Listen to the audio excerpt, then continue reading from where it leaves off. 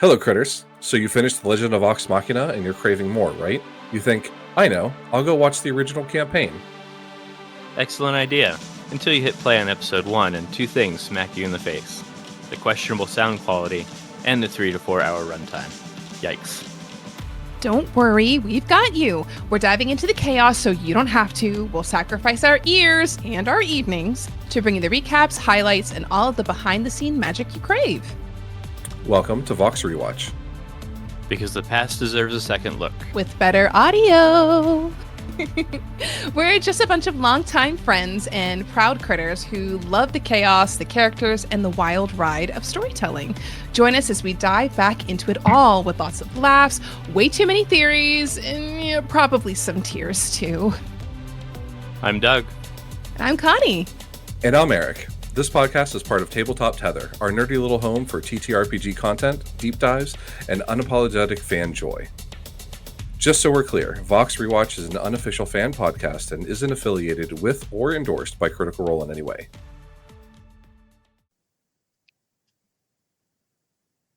Wow, everything's shaking, Eric.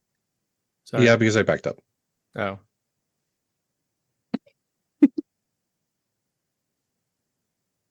All right. Welcome back, everybody. And today we are finally covering more than just shopping. In episode 15 of Critical Role, Season 1, Skyward, we start off with the party of Vox Machina finding themselves finishing up their rare moment of downtime. Yes, they do have a little bit more shopping that they have to finish, but don't worry. They go through their handful of magical items and sort out some things. And we do get a very iconic magical item that may or may not improve the looks of Grog Strongjaw. We can talk about that later. From there, the party decides to make the most of their 2 days. So we get some insights for some downtime, some very unusual uses of a scrying potion, and Pike getting a moment of kind of redemption for her. Then we fast forward a little bit further on to finally getting the namesake of the episode. We go Skyward, and our party gets to think that they're going to enjoy their time in a ship, but Matt Masters says, nay, why would we ever just have easy travel? And they are bombarded with wyrens and wyren riders, and we got a really fun combat in the sky. We'll discuss what exactly happens with that and who gets the killing blow for the end of this game. So guys, are you ready to talk about going skyward in this episode of Vox Rewatch? We're going up. Till we're golden. I don't know why I'm flapping my wings, but here we are, and we're golden. I was going up, and it's just, and I went. Poor Liam. The whole running joke of this episode is, where's Vax? He's in New Jersey. I love some of the attacks, though, later when he's like, it's coming for Jersey. This is coming for Jersey, and that's how we do it in Hoboken. To his credit, though, I feel like Liam did a really wonderful job of being in on Skype. He didn't really lose the call and was able to still role play, and it felt like Vax, for the most part, was present, versus when some other people have called in, they haven't felt nearly as present. Right. So that was a nice change of pace. But Liam's just a great player in general, too. This when he started going through stuff with his mom? I think so, which is something we didn't even know about until like after the fact, right? Way after, yeah. Way after. Liam really went through some really dark stuff and just family problems, life issues, and the professionalism he had of just being able to carry through. Yeah. But I think he credits Critical Role for getting through that as well as he did, having that ability to be with this group of people. Mm-hmm. I can definitely say the same thing, that D&D, having that to look forward to weekly, got me through some rough times before. And 100%. But we have Scanlan back, and Scanlan was disappointed that nobody listened to the text messages that were sent to Ashley Johnson. To be fair, though, so much.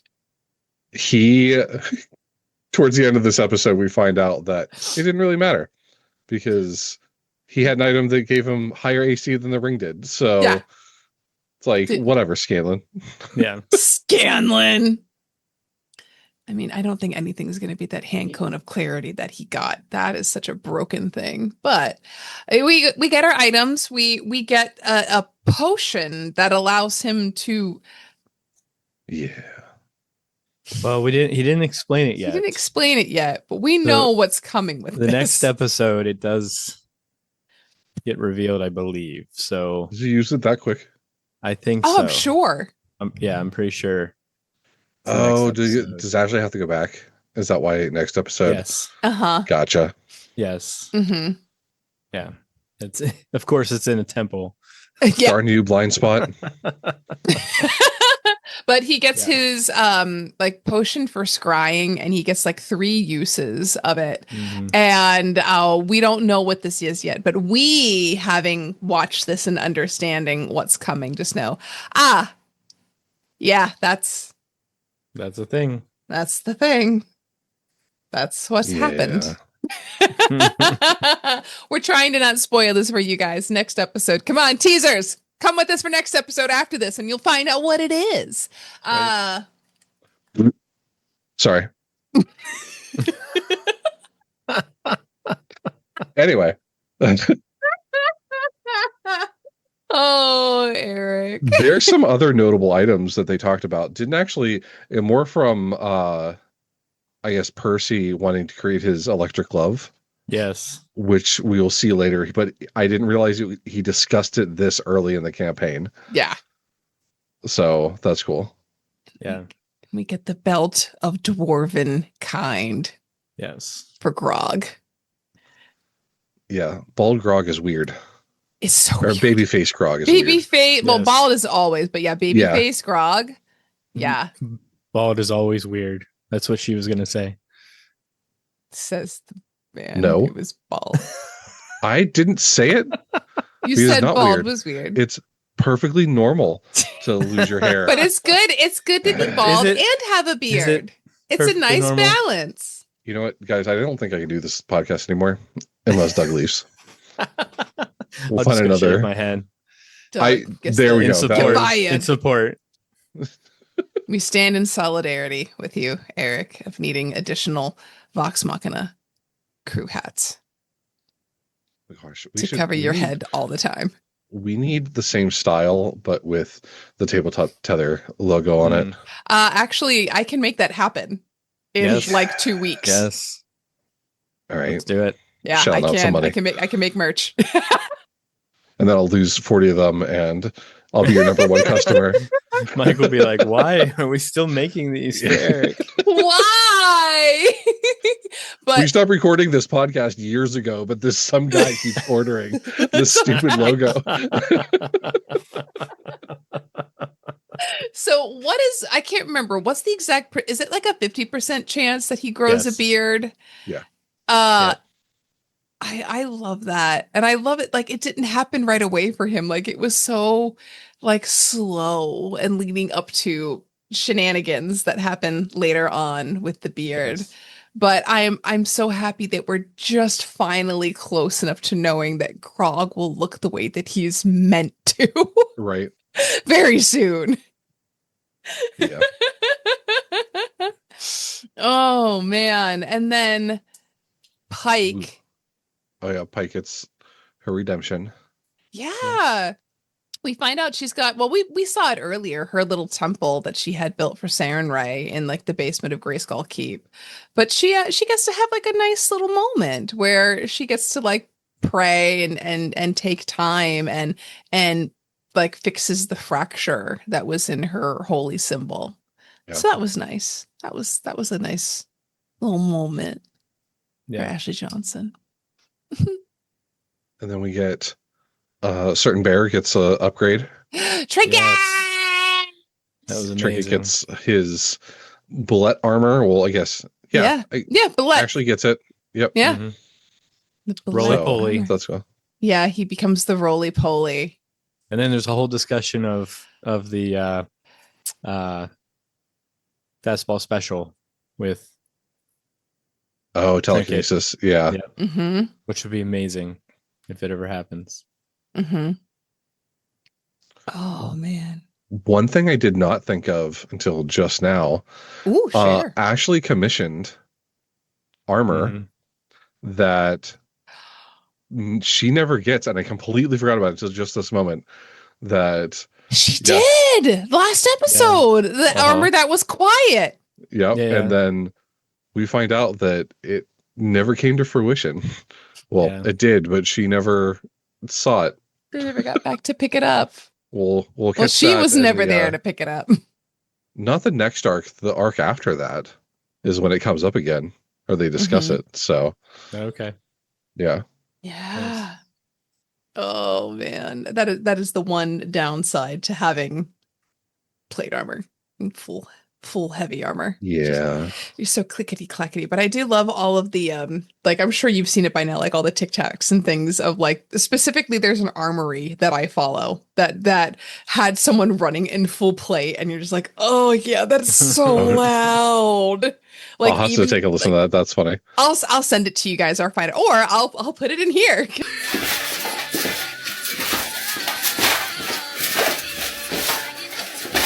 Because I do that as the editor, and it's just so funny, like watching like whoom, whoom, whoom, trying to like sneak through, and you just hear the clunk, clunk, clunk, clunk, clunk, clunk, clunk, clunk, clunk of all of the pieces. It's so bad. Oh no. Mm-hmm. But Yeah.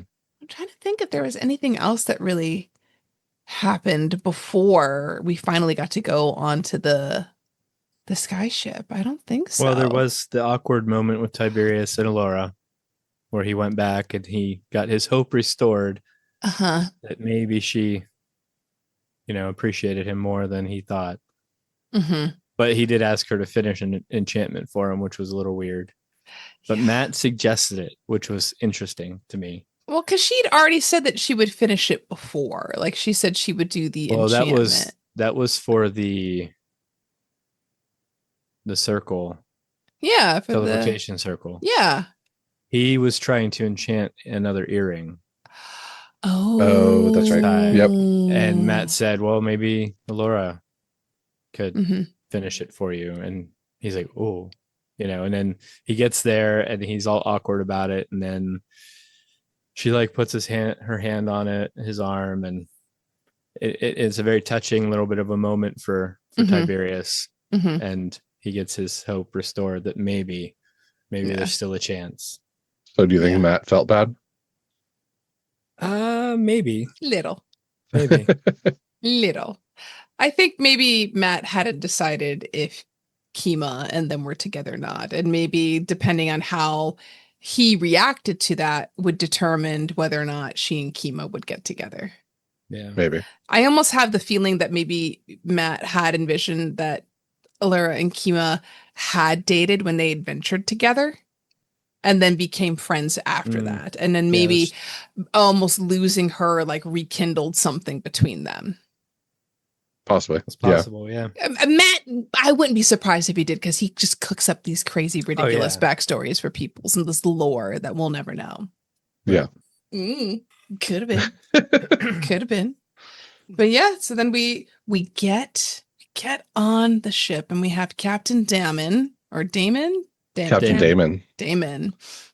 Captain Damon. He comes back. Yeah. Later. So multiple remember times that name later. Yeah. And I can't remember the names of the rest of if there were any other big crew members that were like really notable. I don't think so. But yeah, Captain Damon, nobody really stood out. Yeah. But yeah, I mean, we get Captain Damon, and they took the Horn of Orcus, put it in a box, and they them with some of the members of the Platinum Sanctuary. Yeah.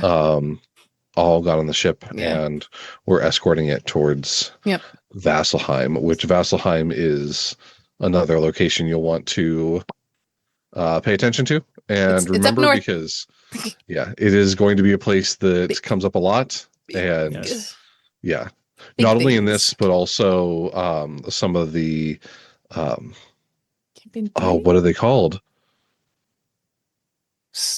mostly around the episodes, like the God episodes. What are those episodes called?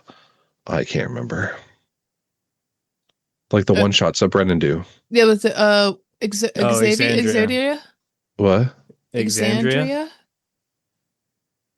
Exandria explored or something, expanded or We're great fans Unlimited. of Critical Role, guys. Exandria Unlimited. there we go. I knew it was something expanded or big.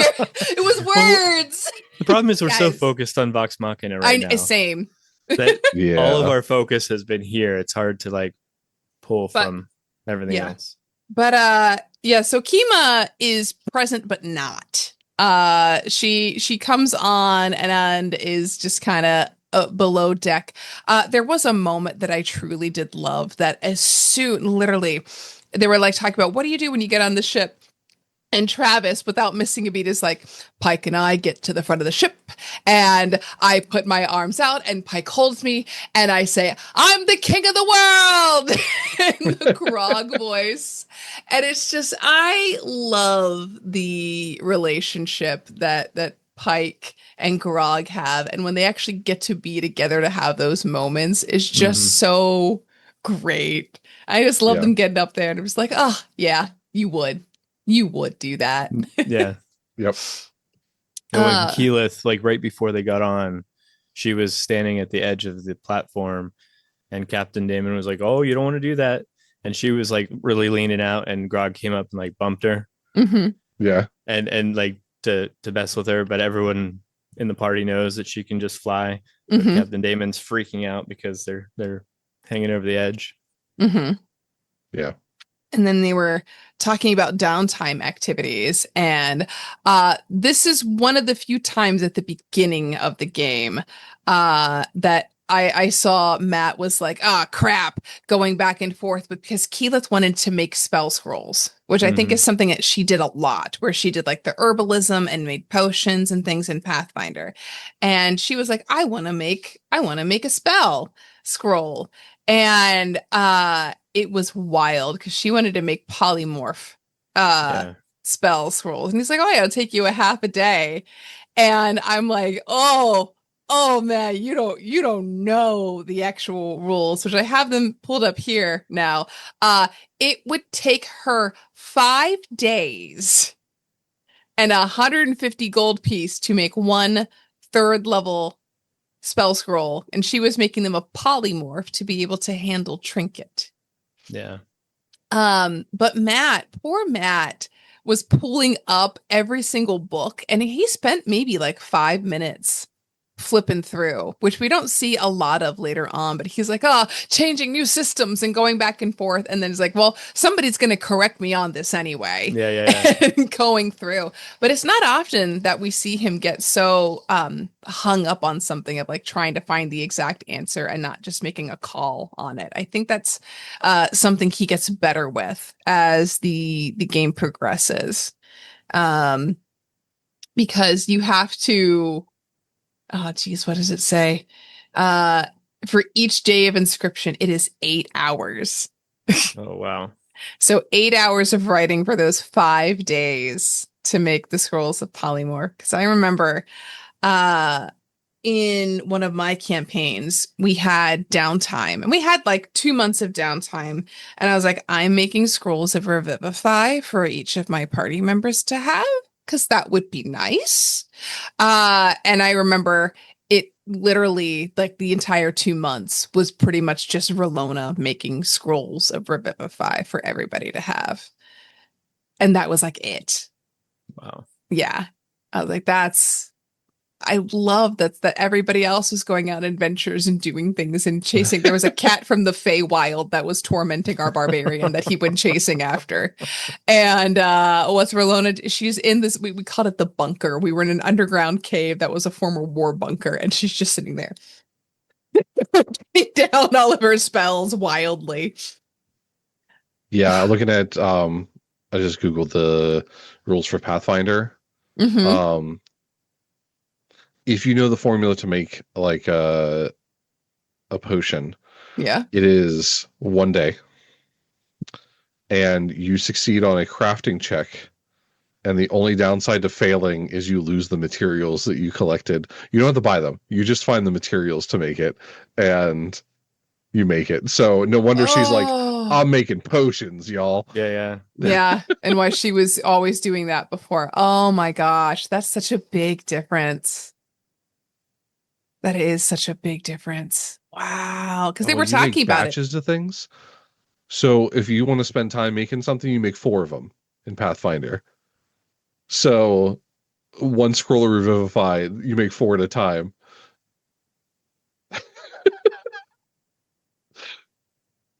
So there you go. That's why Keyleth don't craft anymore. That's so easy. Like what? That was so easy in Pathfinder. I will say 2024 helped out a little bit. And it sped some things up and makes it a little bit better, but it's still not that easy. I just make it easier for my players to come across gold in order to purchase things. Yeah. Guys, don't worry about it. You'll be able to find the things you need. You're going to roll into money at some point. It's fine. Don't worry about it. I feel like you're a rich person that doesn't pay for things. Like, you don't bother taking the time to mow your grass. You're like, I'll just pay someone to do it. I don't care. Yeah, just give me the stuff I need. In one campaign I played in, but my character, the most gold that she ever had, which was party funds, mind you, was 35 gold. There was no currency, no nothing, because we were all running from the law the entire time. We even hired like the Grung gang of like drug smugglers to like, like pay for our keep, and like that was it. It was the money that they got from like the procuring and doing their sales literally just paid for our keep. We had no money, and we got a shopping episode, and I was so excited, like I'm gonna go buy things, and then we couldn't afford a single damn thing other than a sweater. Got a goddamn sweater for our barbarian to wear, and I was like, well, that's it. And so now in this current campaign that we're playing in, within like the first 2 like games, we just discovered all of this money. I was like, thank you, Dylan, for taking notes and adjusting. I haven't gotten to spend it yet, but as a rogue, I was able to actually procure quite a few interesting goods. But yeah, that was the biggest thing. And like the one thing that I found that was kind of sweet when they were talking about like what are you doing in your downtime, was Liam was like, oh, well, I'm just going to help Keyleth. I'm going to do whatever she wants and be by her side and help her out. And I don't know if it was just because he was in New Jersey and it was just easy to say he was doing that, or if this is the beginnings of, is this the start of something new? Maybe him outwardly showing it instead of him just thinking it. Yeah. I just spent a little time. And then even I think Laura was like, oh, really? Oh, you're going to spend your time. Oh, okay. Yeah, I made a reference to Gilmore. He's like, why can't I do both? I think it was something that he said. Yeah, porque no dos? I think is the phrase the kids use. I'm hard to pin down, I think is what he said. Something like that. Yeah. Yep. Yep. Did we even get a whole day in before things went down? Or was it like the next morning? I feel like I can't remember if it was. I feel like it was either like the same day. They weren't on the ship for long though. No. When it was either like that morning or like that same day. But I love how they were talking about just kind of doing their stuff, and Matt starts describing like seeing things flying and like, oh, what? Wait, what? And then describes like I knew right away that they were wyverns that they were flying on. And I think it took some people some time to like put 2 and 2 together. But how fun is it to be attacked by sky pirates? Not something you would necessarily think would be a problem in the sky is pirates. But alas, fantasy problems have fantasy solutions.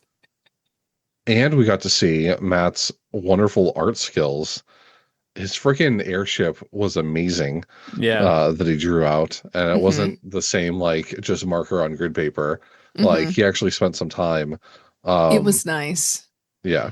I remember Liam remarking, "Oh, I guess I should turn on Twitch, then I could actually see what the ship looks like." This was, I think, one of the first times that we actually had a dedicated camera. At least at one time, they moved one of the cameras Yeah. down so we could see the angle. Yeah. Starting to get like little previews of things, of having like the battle cam and being able to see things. But I just remember how nice it was at that point when it was still live and not pre-recorded. Yeah. You know, COVID changed everything with that, with them having to break it up and then learning like, oh, we could maybe have a life and do things. But there is kind of that like nice little thing of it being live. And can you guys believe that they weren't sure if they were going to make 4,000 subs before the end of the episode? Right.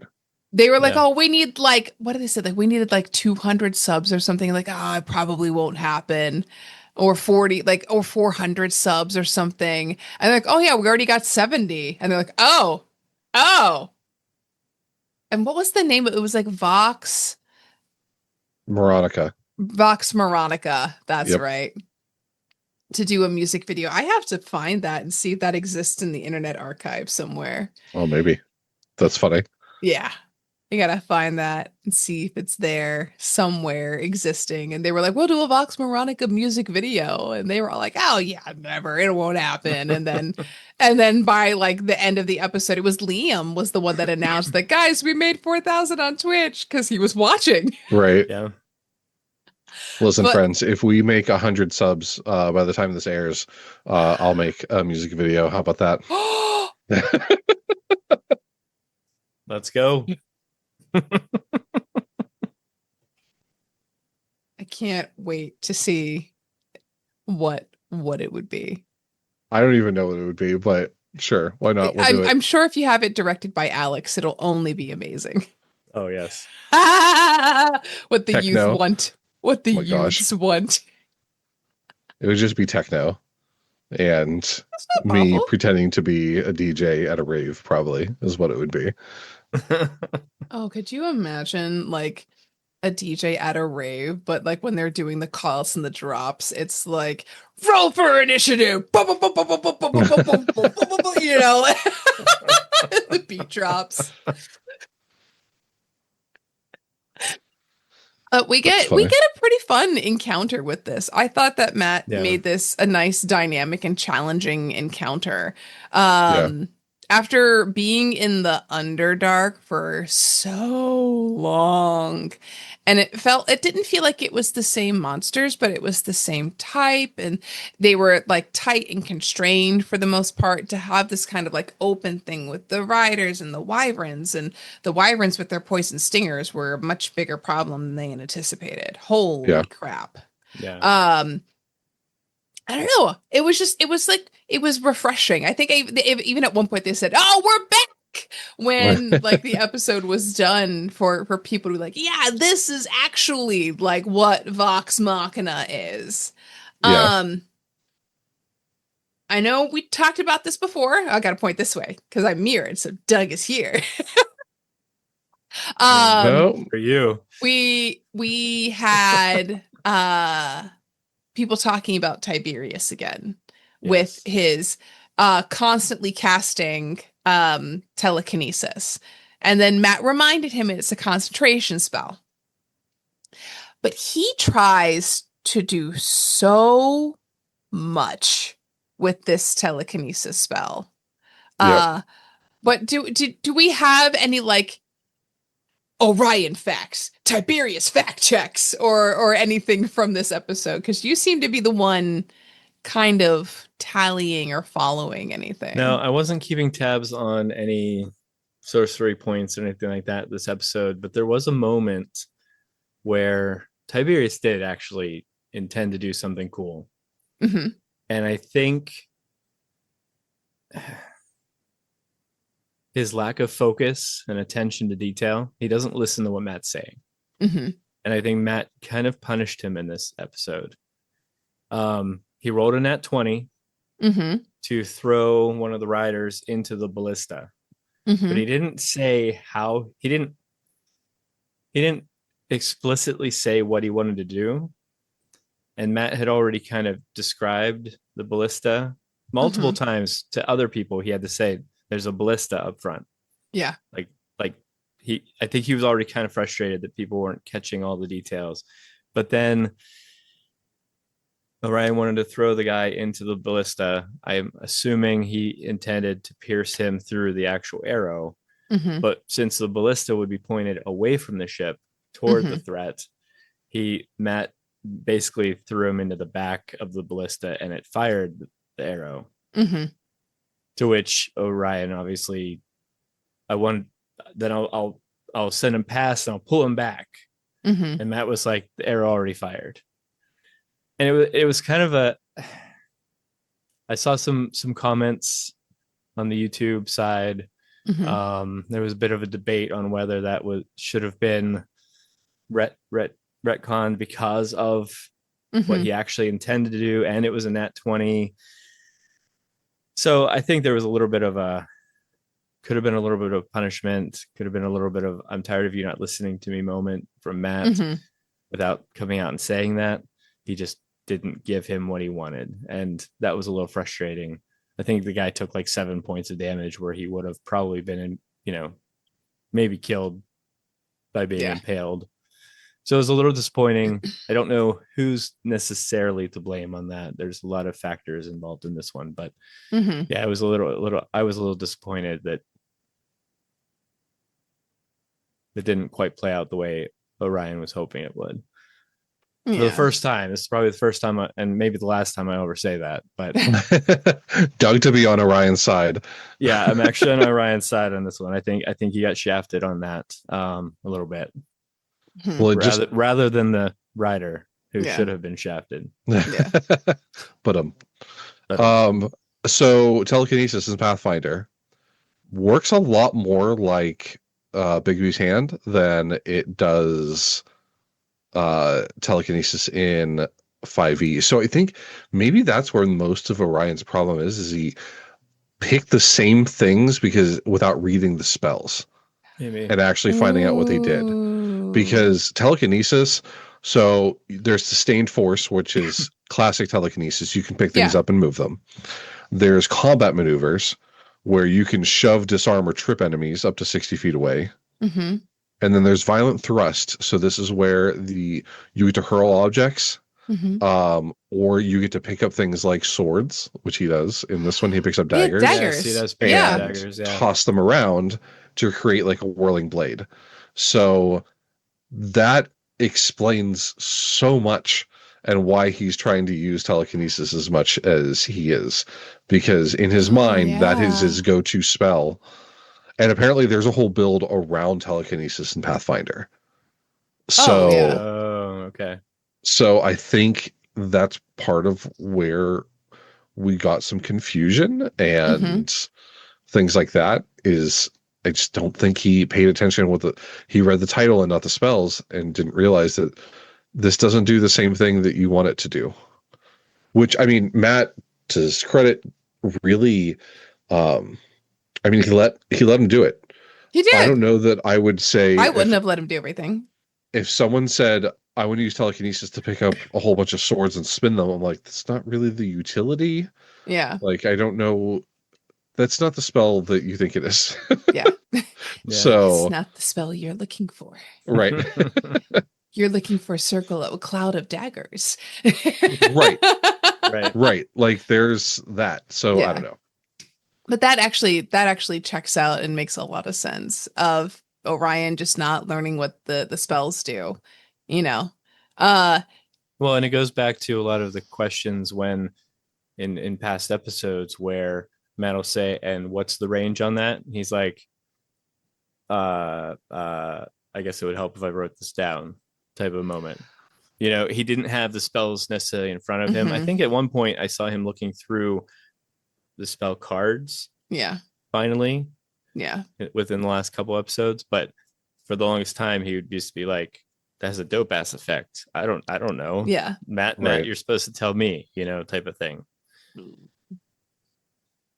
But we do have a moment that it made me chuckle because poor Ashley Johnson was trying to do such a cool moment with the hollow spell. Yeah. And she describes it, goes through all of it, and I noticed something that we've talked about, how Orion will copy things that Sam does. Pike goes through the whole thing, and before they realize that the spell has a casting time of 10 minutes and she can't use this spell, which would have 24 been hours. Oh yeah, 24 hours, sorry. Yes. Of 24 hours. And it would have been such a cool thing to do. Sam goes, "Oh, I'm so hard." And then like, no, that's Scanlan. He's hard. And talked about how he got like that because of like the cool thing that she was going to do. And everybody laughed. And that was it. He dropped it. And I was like, oh, okay. He said that and it was fine at the table. Right. Because we know the episode that you can't stand to watch, a similar, but a much more crass joke is made of that, and not just It just doesn't come out right. Yeah, it is so, yeah. And it's so funny. She tries to go through, she does a guiding bolt and misses, and she finishes with saying, "Well, that was an absolute waste of a turn." And the whole table lost it, because I've been in her shoes where you go to roll, you want to do something so cool, and the dice say, "Fuck you." And it just doesn't happen. And she took it with such grace. She's like, "Well, can I use a bonus action and heal Vax?" And she does. Because he gets walloped with Wyvern poison. So does Vixalia. I think it's just the twins are the ones that get hit. And so does Trinket? Yeah, did Trinket go down? Trinket didn't go down, but Ashley was like, "I'm going to use Trinket." And then she's like, "I forgot about the stinger," and had instant regret for using Trinket, which I feel is kind of a recurring theme with Ashley, not Ashley, with Laura, with using Trinket. She wants to use Trinket, puts Trinket into danger, then gets upset because Trinket is in danger. Yeah. But wow, that poison really did a number. I'm not sure if it was either her or Vax, when like a natural, I think it was on Vax, he got a natural 20 on him. He's like, yeah, that hits even from Hoboken. That hits. And he got walloped. They both did. The twins both did. But yeah, you forget Wyverns suck. Vex also had a really cool moment where he was going to throw his daggers, but it was out of range. He had advantage because of the assassinate feat. Mm-hmm. And Matt's like, "Well, you got disadvantage because of the distance." He's like, "Well, then it's a straight roll." And Matt was like, "Wait, is that how that works?"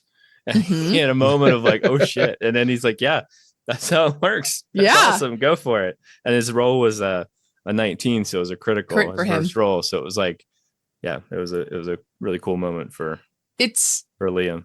It's so awesome when your players actually know what they can do, and they're like, "Oh, actually, by the way, I have this really cool ability for my swashbuckler. It's called fancy footwork. And if I attack somebody, I get a free disengage from that person as long as I like land an attack, like do a melee attack on them. I can run away and I don't have to burn my bonus action in order to disengage and get out of there." And it's great. I'm like, that's fancy.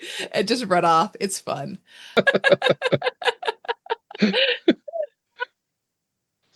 But, anyway, we got to see Bad News come out. That was pretty fun. We skipped over the bunny.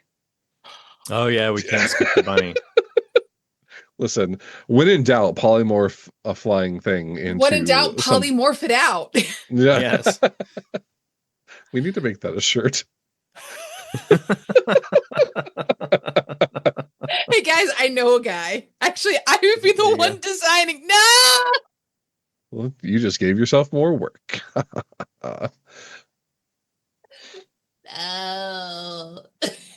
Yeah, that was so clutch. And normally polymorphing something into a small creature and then having it take fall damage would normally not work out well for you. Right. You know? Correct. Yeah. Everyone thinks it's a good idea at the time. Like the turtle. Wasn't it a Right. turtle? Yeah, yeah. Or snail. The snail. The snail. Uh-huh. Pitch. No, why did you throw it? Why did you kick it? But instead, turned it into a bunny. And that was just the funniest thing. Because Matt's like, oh, doesn't it have a save? And like they're coming like, actually, no, it's the duration of the spell or until it takes damage. And he was like, well, it's still falling. And they're like, it's still following. He's like, yeah, even at terminal velocity, you guys are really high up. And just kept them all in the just this thing falling and falling. It was such a good moment for her, though.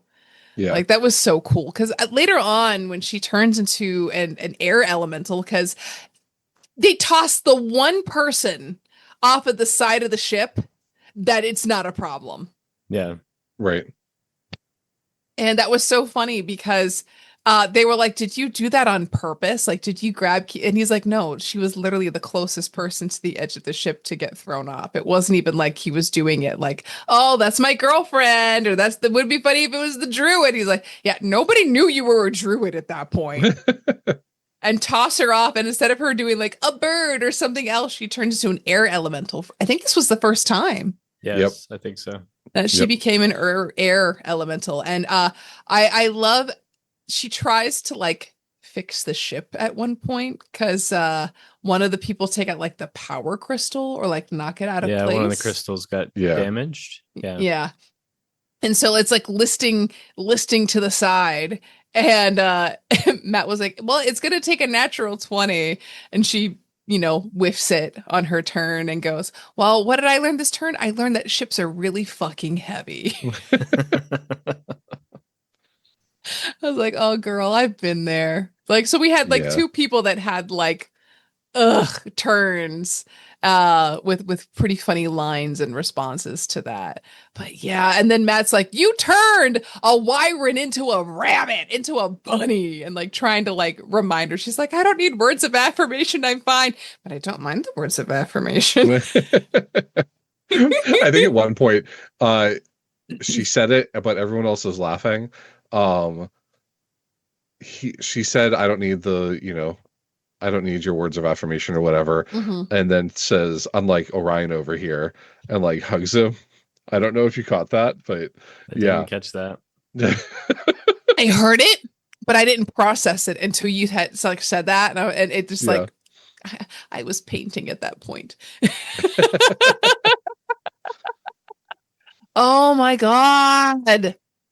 You're so overall, right. This fight, like, Vox Machina was being Vox Machina. They kicked butt and they did their thing and really took care of business. Like, I loved it because like Percy didn't get to shine a lot in this one, but Percy was at the end taking out Pepperbox. And there's one thing I will say as a person that watches tables, Travis is such a cheerleader for other people when they play. Oh, yeah. And he was like, yeah, you get that pepper box. Let's go. Let's pull it out. Like, he's always cheering people on. And he was specifically cheering when he pulled out pepper box. And he's like, I fire and I fire again and I fired again and I fired again. And he's like, what? He was like, I'm using my bonus. He said bonus action, but he had meant that he was using his second action surge. Yeah. And it was literally, and then he rolled like shit, and he's like, how do you want to do this? And like, yeah. He says like Pepperbox takes out, but they kept the hostage. Did they? Right. Yeah. Well, the halfling that Captain, what would you do with this halfling? Oh, normally just throw him overboard. Okay. They're like, and if it wasn't for the fact that Vex had shot them through with an arrow, they would have just gone off the side. they pull them up and find out it's like a young halfling girl that immediately they feel horrible for. Try to tell Pike to fix her teeth when she heals her. And then they go into this whole, well, you're gonna have a respectable living and you're gonna work on this ship and you're gonna turn over a new leaf and basically force this pirate to now work on the ship because they had lost members of the crew. They're like, well, we have replacements that need fill. Want to do it or die? Yeah. We happen to have an opening. Who's probably still falling as we're talking to you. They're probably still falling. Yeah. I will say I actually my one Lost Minds of Phandelver group is very big on reforming former villains. or like minions specifically. They sent one off to be a bard. They turned a goblin into a really good bartender. They they got another person to like turn over a new leaf and just leave the red brands. I'm like, what is it with you guys and wanting to fix people? What is this saying about your party that you have to fix everybody? But They're good people. That's what that means. They are really good people. They haven't been ruined by they're all new players too, so that would make sense. They're all good. They haven't gone dark yet. Yeah, they haven't realized what the full potential of what they can do. No, they haven't. D&D, bringing everyone's dark side out since 1976. When are we playing that all evil campaign? Oops, all bad. Oops, my bad. Oops, my bad. That's the name of the campaign. Oops, my bad. Oh man, my one Curse of Strahd group that I ran with my Monday group, every player in the group except for one person was evil aligned at the beginning of the game, and that was wild. I'm like, you guys aren't the good guys. You're just the guys that happen to show up at the right time and go, we want to get out of here. I guess we'll fix this. Oh, that was wild. Absolutely wild. But I don't know if I recall Vox Machina ever doing that again in this campaign of like taking somebody and like, we're going to help you turn over a new leaf. We're going to make you better. We're going to force you into servitude. I can't remember. I can't remember them doing that again. No one evil. Yeah, no one evil. They save the angel boys. Yeah. Later on. Mm-hmm. But I can't think of anything. Anyway, back to the airship. I feel like that's kind of it. Like they take the hostage and then they go below deck and there's just Kima who's like, we're good. Like blood on her forehead. Don't worry, guys. We're good. Like, because the ship listed. Because the ship listed. It makes me think of him like, they're listing lazily to the left. With the evasive maneuvers. I don't know. It's just where my brain goes with listing to the left. But yeah.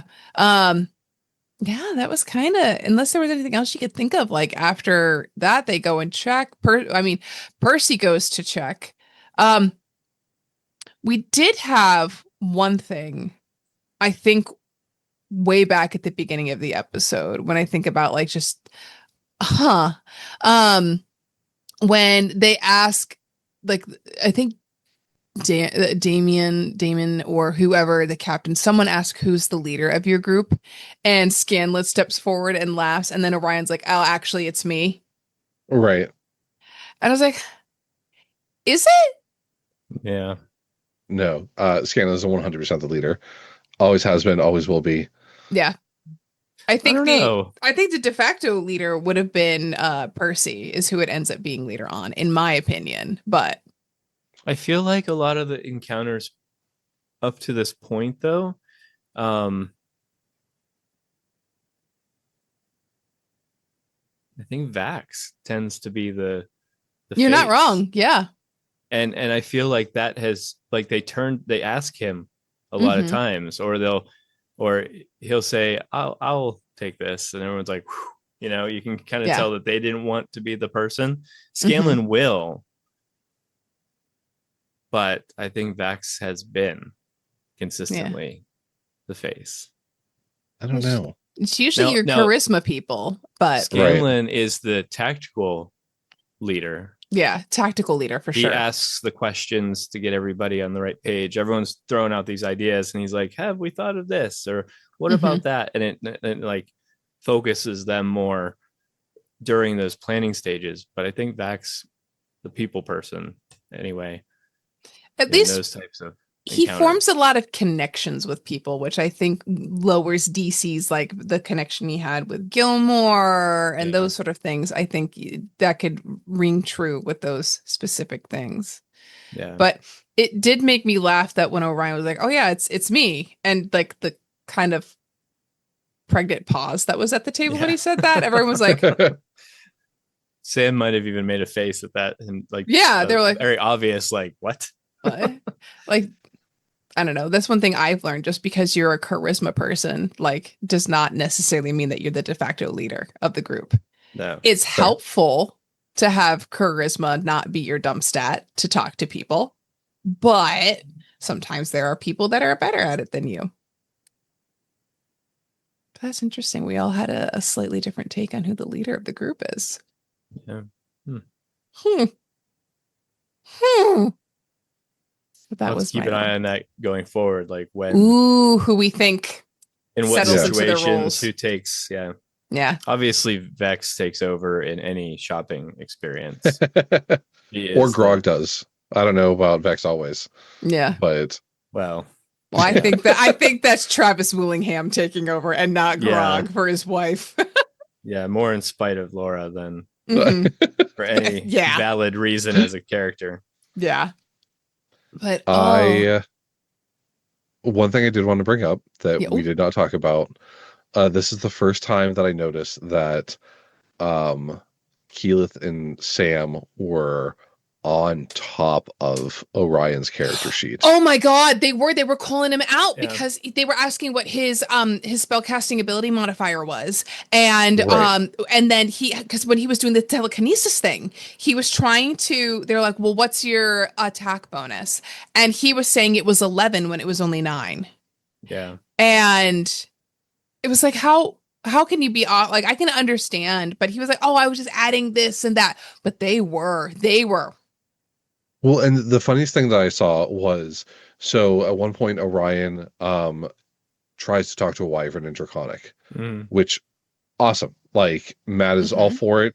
It was just a free action, so he wasn't like just purposely, like Matt called for the roll afterwards, so he wasn't trying to cheat. He was just saying it, and he had him roll, and he rolled with advantage, and Sam was looking at his sheet, and Keyleth was questioning, like, why did you roll with advantage? Like, why did you do that? And Sam was the one who reached over and pointed directly at where it said that he had advantage to do that. And I'm like, wow. So he not only knows his own character sheet, but pointed out Orion's and knows it perfectly, that he could point to directly where it showed that he had advantage on that roll. So but it's funny because Sam will often be like, I trying to figure out what his next thing, like the wisdom save or whatever the save is, but yet he knows he's been watching so closely lately that because there was questioning over how he got those high numbers, and was it really like with all 4 of your kinetic daggers, like really, like it was like a 20s, like he was throwing out these ridiculous numbers. And I get it, because like by level my characters made like level 11 and 12, they had like plus 11 so I can get how someone can get those numbers, but still, like, that is a very good thing to bring up, and you're going to see it a lot more of them really being on top of him. And I think it may be because like the stream was starting to notice, and comments on every platform that I've watched these on so far. There's a lot of comments about the decisions or the things that Tiberius is doing or Orion is doing. Very questionable. Teaser for next episode. Very questionable moment next episode when someone's trying to actually ends up with an amazing moment. How much Tiberius tries to snatch that from them. Oh, We'll I talk know about what you're that talking next episode, but about. yeah, we'll talk Yeah, we'll talk after because I'm thinking, but and it's so the player just looked absolutely defeated in that Yep. moment, completely pulled the rug out from under them in an epic moment. It was epic. Like the role was good, the idea was good, everything was perfect, and it was going to work. And then there was this moment, and main character syndrome. yeah. I get it. It's something I always feel like I have to check myself on, of making sure, like, am I taking up too much space? Am I taking things from other people? I could probably do this, but somebody else could probably also do this as well. Yeah. And I think that's what makes you a good player, is when you check yourself. He does not check himself whatsoever. I had a moment, and I haven't discussed this even with Eric, in our campaign, this past campaign. I had a paladin, and his charisma was really good. And I wasn't expecting to be the leader. That's not what I wanted, but I was trying to put myself in a position to help use that to our group's advantage. And it was like, I don't know if nobody knew it, but it was like this group. No, this person will do it because it makes more sense for their character. And I'm like, okay, that's fine. I'll do something else. And I was struggling to like process that, because I had this moment where I could be helpful. Maybe it wouldn't have been helpful. Maybe that was the better option, but it was still one of those like, oh, that sucks. Okay. You got to get better. But I didn't say anything. I let it go, and it was fine. Everything worked out. But you got to get better at inner party conflict role play. Yeah. You got to be okay with being like, but why do you do that? I could do that. Well, you don't think I can do that? I can. Yeah. I don't know. Maybe that's just my little hot take. I love a good little, like, have a moment where the two characters have to have a little tiff to figure something out and go, oh, actually, you can help too. Yeah. Eric's just processing. I can see like the little wheel turning. There's going to be a conversation here when we're all done. For sure. What did I do? You didn't do anything. It had nothing to do with the DM. No. But I think those are all valid things that you can look back on with your characters and learn, next time I need to speak up more, or I need to speak less, or I need to do something different in that situation. I think that makes you a good player, of being able to reflect on those things. I mean, it won't be a problem for my next character, who has the worst charisma. Hell yeah, charisma dump step. She will have no problem telling someone where to put it. I truly do struggle playing characters that have low charisma, because I know that it is in fact my number one stat. My thing that's hard is playing characters that are high intelligence, because I are dumb for those kind of things. So how do I pretend to be someone smart? I haven't done that yet. So there's a player in our friend group. He is so incredibly smart, but he always plays barbarians. Yeah, he played a wizard this last time, but like was the second wizard like played, and I want to give him all the things and just see what he does with it. Like, I just want to see the crazy things that he can come up with, because I know that he would be amazing at it. And come up with crazy. And he was. He did the staff thing with the oh yeah. You know, whatever the spell was. The catapults spell. Yes. And he's like, brilliant. I'm gonna buy a whole bunch of staffs. And I'm like, okay, whatever. And then he just started launching staves at people. I'm like, that is genius. It was amazing. Oh, Yeah. neat. And he's like, I'm going to move over here because all these characters in a line. And if I shoot them all, it'll just, if it passes through the first one, it'll hit the second one. If it goes through that one, it'll hit the one after that. I'm like, brilliant. I love that. I love when my players surprise me in like the best way possible. Yeah, it was great. That is Very so quickly, I'm good. going to have to give him what's the coat with the patches? Oh, I know what you're talking about. Oh, One of my yeah. players had it in my previous game, and it was Yeah. great and also awful because they just, I have this and I have this, and they just pull the patches off. I'm like, this is going to cause me problems later, and we didn't end up finishing or continuing these group of characters. But I gave this to him with the sole purpose of seeing what trouble he could cause with having access to a door and a window. Like, Yep. And a 10-foot square hole. Mhm. right. Yep. My other thing that's very fun is giving players an alchemy jug and seeing what they do with it. Mm. Well, that's not a bad one too. Oh, yeah. What are you gonna do with a gallon of mayonnaise? You'd be very surprised. I mean, You eat it. We neutralized the whole, like I had one in a one shot and managed to neutralize a vat of acid by just pouring salt water into it, because we went through and Googled what the highest, like the lowest pH and whatnot of acid versus what was the most base thing, and mixing them together would be able to neutralize it. The group that I play with uses the Pythagorean theorem on the regular, so they are very Oh. science and facts based peoples. So Yeah, no, we're not doing that. yeah, No, but no alchemy for that jugs group, for they were this like, party. it was great. So we did that. Oh, it's fun just being like, oh, do you need grease? I've got mayonnaise. That'll do. yeah. You need oil? I got oil. Oh, you want some Yeah. beer, some wine, some honey? I think honey was one of them, maybe. But it's just fun, like the bullshittery that you can get up to with an alchemy jug, especially in low level play. Oh, yeah. Yeah. We have another player. They are all about science and trying to out-science D&D. Hey, just so you're aware, if you have a player like that, don't destroy the moon and say the moon is now a ring around your planet, because all the scientific problems that come with that, you're never going to think of. But they're going to come up. I love that. Yes.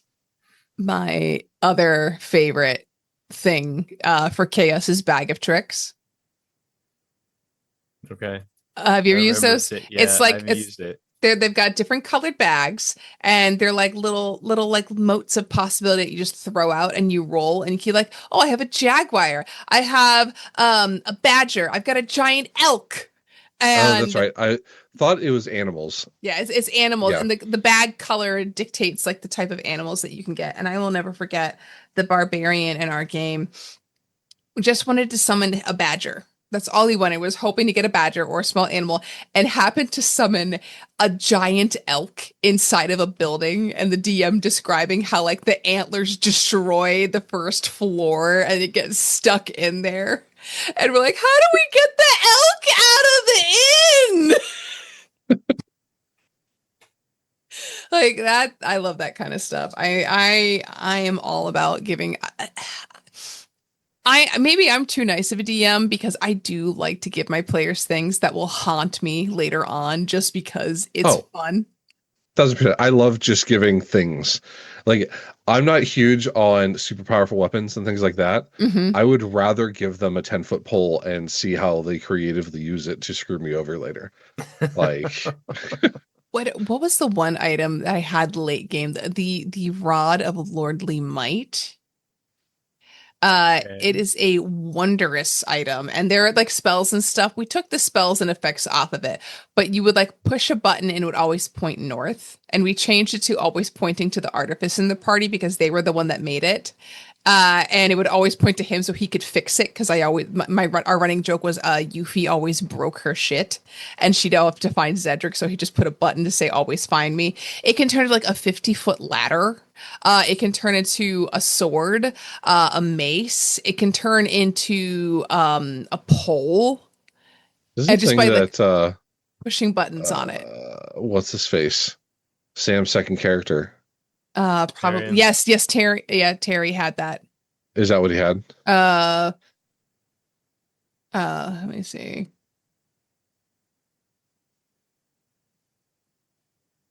Let me make sure. The rod of lordly might. I don't know if I said it the right way.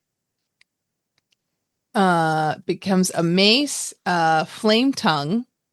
It is a battle axe, a magic spear, a pole that's 50 feet long, a handheld battering ram. It's great.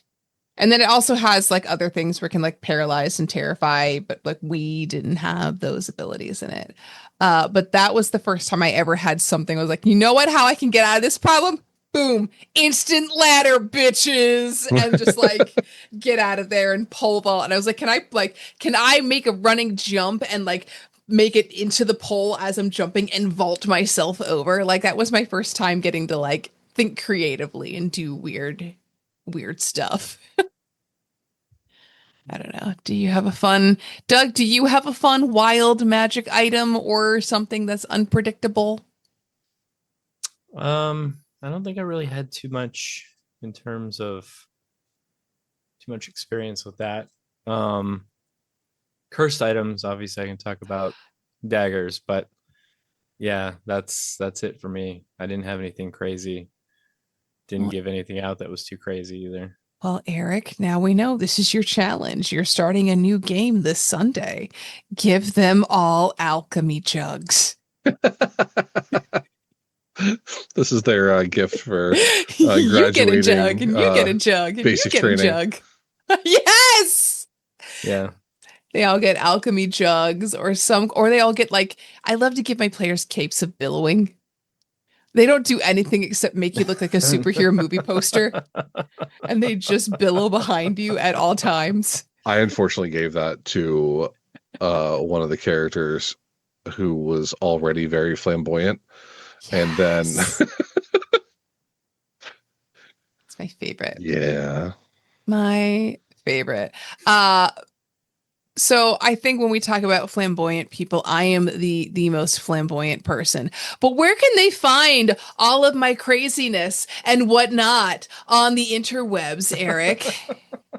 All of your craziness? All of our craziness! I was like, I don't even know all of your screen names and such. No. I'm saying the royal I and we. Tabletop Tether. All at Tabletop Tether. All the places. If it's social media, we're on it. Mm-hmm. And we are very on it. And also at tabletoptether.com. At tabletoptether.com. Yes, www.tabletoptether.com, because we've got a website that we use a lot. And it's on the World Wide Web. It is on the internets. Just to be clear. Yeah. In case you weren't certain. We started with GeoCities. We decided that probably wasn't the best platform for us. So we've updated.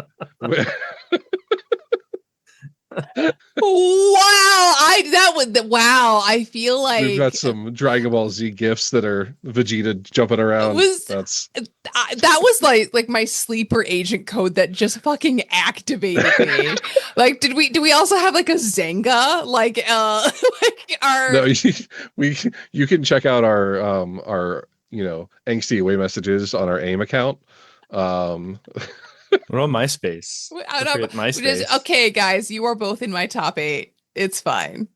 And so is Tabletop Tether. Yeah. Who's going to be on the top 8 of Tabletop Tether?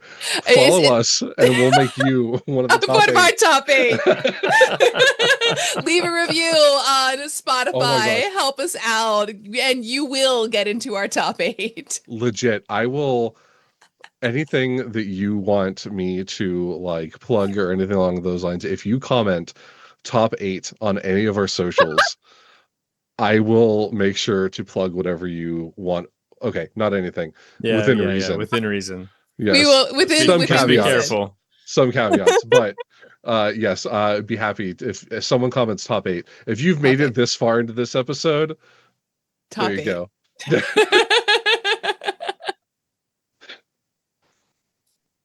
Oh God. I'm so Hey, y'all. glad We're that old. something happened this episode. Yes. I'm impressed we talked this long. I thought coming up in the middle of this episode, I was like, this is going to be another short one. But Yeah. No. we With leave it to our us to powers talk about crap. combined Yeah. of the power of yap and gab, we too can make it to the 1 hour time mark. We're well beyond that. Oh, but we'll. Yeah. It's fine. We're good. We're great. And with that, we're out of here. Later, friends. Bye. Vox Rewatch is an unofficial fan podcast and is not approved or endorsed in any way by Critical Role. Critical Role and all related content are owned by Critical Role Productions. This podcast is for non-commercial, transformative use, created under Critical Role's fan content policy. For more info, visit critroll.com.